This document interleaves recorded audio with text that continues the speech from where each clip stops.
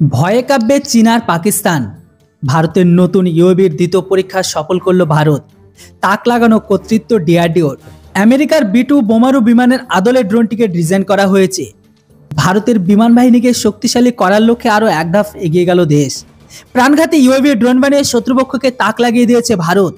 এবার ইউএভির দ্বিতীয় পরীক্ষা সফল। আমেরিকার B-2 বোমারু বিমানের আদলে ড্রোনটি ডিজাইন করা হয়েছে। নির্দিষ্ট লক্ষ্যবস্তুতে হামলা চালাতে পারে এই দেশীয় ড্রোনের জুড়ি মেলা ভার। আবারও ডিআরডিও চমকে দিয়েছে তামাম বিশ্বকে। আরও একবার প্রতিরক্ষা সংস্থা সফলভাবে উচ্চগতির উড়ন্ত উইং ইউএভি পরীক্ষা করেছে।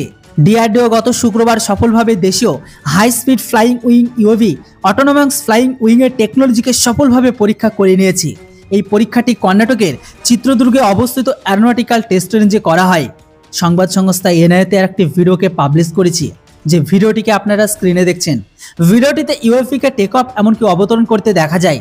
এই ইউএভিটি উড়তে দেখে হঠাৎ মনে আসে আমেরিকান ফাইটার বিমানের ছবি। কেন্দ্রীয় প্রতিরক্ষা মন্ত্রক স্টেটমেন্ট দিয়ে জানিয়েছে, ফ্লাইং উইং প্রযুক্তির ক্ষেত্রে যে দেশ এগিয়ে রয়েছে তার মধ্যে অন্যতম হচ্ছে ভারত। দেশীয় প্রযুক্তিতে তৈরি এই ড্রোন। বিশ্বের সবচেয়ে শক্তিশালী দেশ আমেরিকা। ইউএস এয়ারফোর্সের নর্থরপ গ্রুপম্যান B-2 স্পিরিট নামে এই ফাইটার প্লেনটি রয়েছে। আসলে এটি একটি বোমারু বিমান, যা দেখতে ভিন গ্রহের জাহাজের মতো। ডিআরডিও ভারতের যে ইউএভি পরীক্ষা করেছে তার চেহারাও কিন্তু অনেকটা এরকম।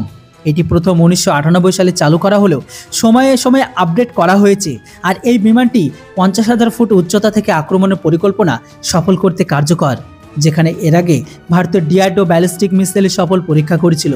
আর এই মিসাইলের নাম দেওয়া হয়েছিল প্রলয়। প্রলয় মিসাইলের রেঞ্জ 300 থেকে 500 কিলোমিটার। এটি 500 থেকে 1000 পেলোডকে বহন করতে সক্ষম। বর্তমান সময়ে এই পরীক্ষায় অভিনন্দন জানিয়েছে ভারতের প্রতিরক্ষামন্ত্রী রাজনাথ সিং। প্রতিরক্ষামন্ত্রী রাজনাথ সিং এই সিস্টেমের সফল পরীক্ষার জন্য ডিআরডিও সশস্ত্র বাহিনীকে অভিনন্দন জানিয়েছে। তিনি জানিয়েছেন, দেশীয়ভাবে এই ধরনের গুরুত্বপূর্ণ প্রযুক্তির সফল বিকাশ সশস্ত্র বাহিনীকে আরও শক্তিশালী করবে। ভারতের ডিআরডিও সফলভাবে এই ইউএভির পরীক্ষার জন্য কমেন্ট বক্সে তাদের নামে একটি জয় হিন্দ অবশ্যই লিখবেন। Thanks for watching. জয় হিন্দ, বন্দে মাতরম।